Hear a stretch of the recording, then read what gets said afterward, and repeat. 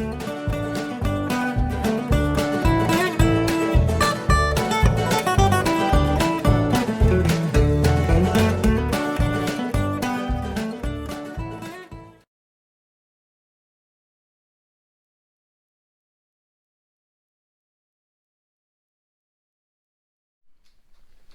guys, how's everybody doing? Today is August, I don't know, 8th, something like that, 7th, 8th. I know it's Sunday, but anyways, I haven't been posting videos for a while. I'll touch on that in a different video that I'm gonna do, but today we're gonna, and I want to apologize for that. I'll talk about it in another video.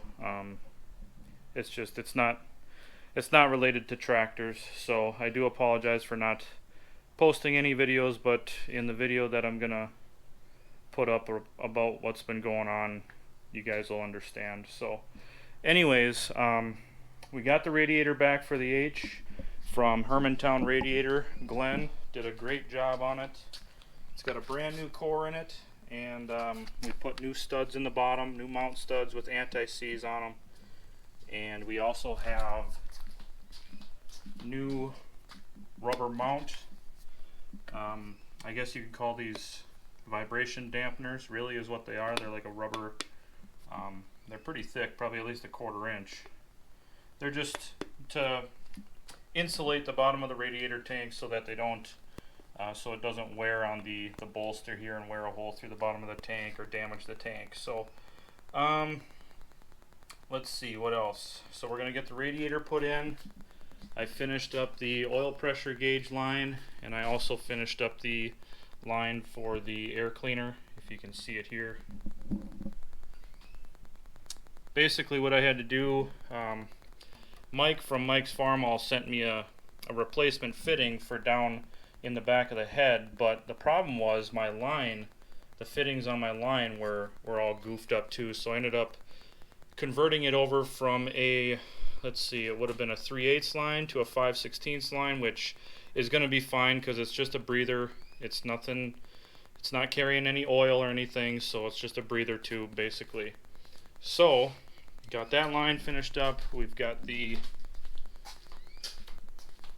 oil gauge line finished up, so that runs down through the oil pressure sensor that I have installed instead of the light to activate the alternator, the charging circuit in the alternator, or I should say excite the charging circuit in the alternator, and then that goes down to the bottom of the block here.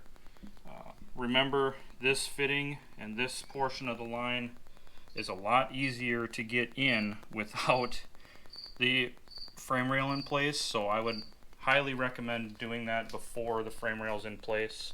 So we've also got the temperature sensor, the thermostat temperature sensor in place, so we're looking good.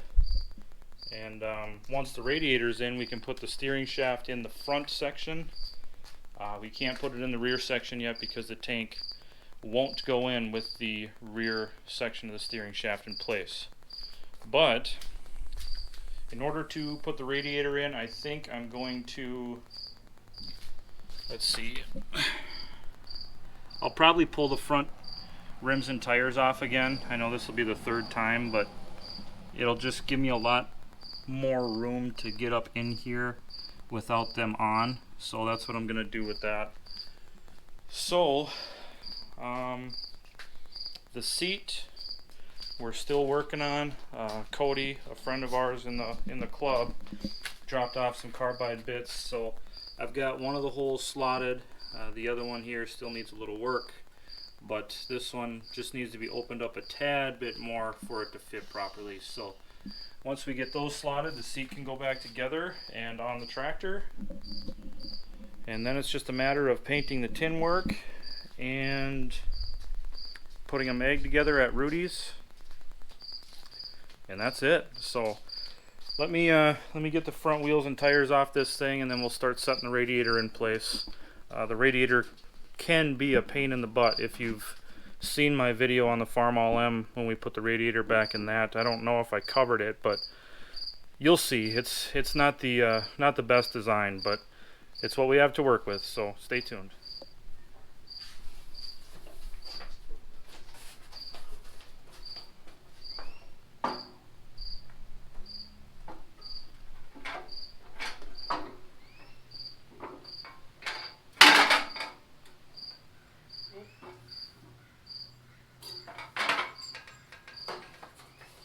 Gonna have to pull the drain cap off the bottom here, so give me a moment. Okay, let's start from this side.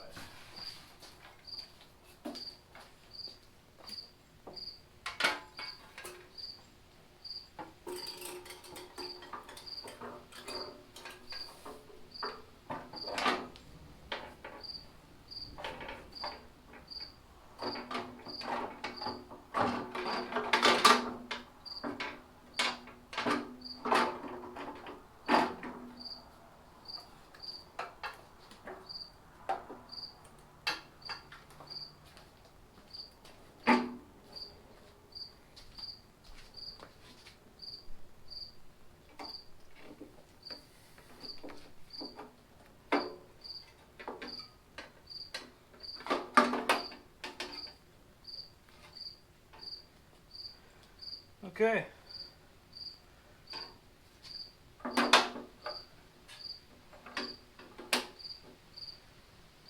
Getting there. So we got to slide the hose farther on the bottom side here and put a couple clamps on there.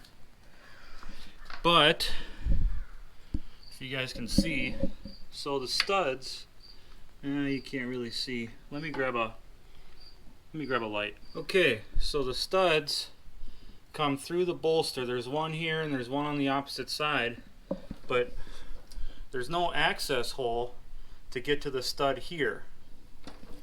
So basically what you have to do is try to get the spring and washer on the bottom and then get the nut on, but you have to put tension on the spring in order to get the nut on. So that's the most challenging part, and you can't push directly from the bottom because there's no access hole. So it's above this ledge, if you can see it here.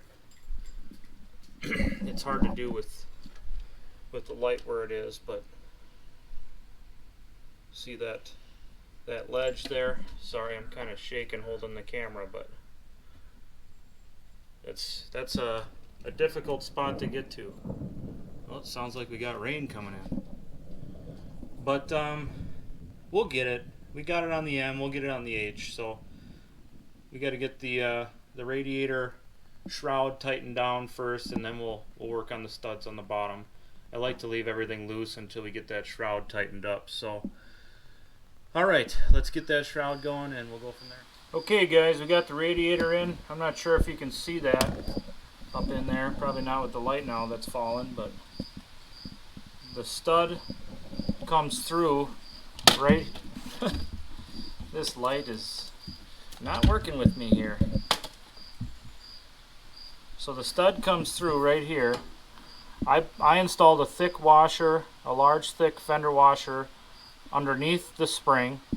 Then I put the spring on. Then there's another flat washer and a nylock nut.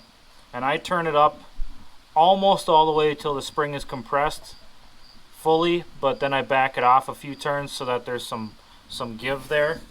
You know, because the front end bounces around a lot. You don't want the radiator mounted completely solid, because it will cause a lot of cracking issues with the solder joints and everything in the radiator. So it's better if you have it where the springs can have a little bit of a give to them. Plus you've got the rubber cushions underneath, if you guys can see in there. So we've got the hose clamps in place, radiator shrouds in place. So there's a through bolt on the front here, or on the bottom side, and then on the top where the support bracket bolts to the front of this thermostat housing, it goes to the inside, and then a bolt comes through each side. That's a little bit tricky to get on the other side when the alternator's in place. But radiator's in. I started to install the new steering worm shaft, but I'm having a problem with. See, now this thing should just turn in, thread into the sector gear with the worm gear, but it's not. It locks up on the sector gear and will not turn any further in, and I can't figure out why. So I mean, I installed the U-joint here. I tried putting, the screwdriver through the roll pin hole on the U-joint and turning everything in. But what it does, instead of threading the worm shaft into the sector, is it turns the sector gear and the front tricycle front end, and the shaft stays in place. So I'm not sure what is going on here, but it should just turn right in. So I got a couple questions out on some Facebook groups, and we'll see if I get any good answers. But we're kind of stuck right now. Yeah, I don't know. Until we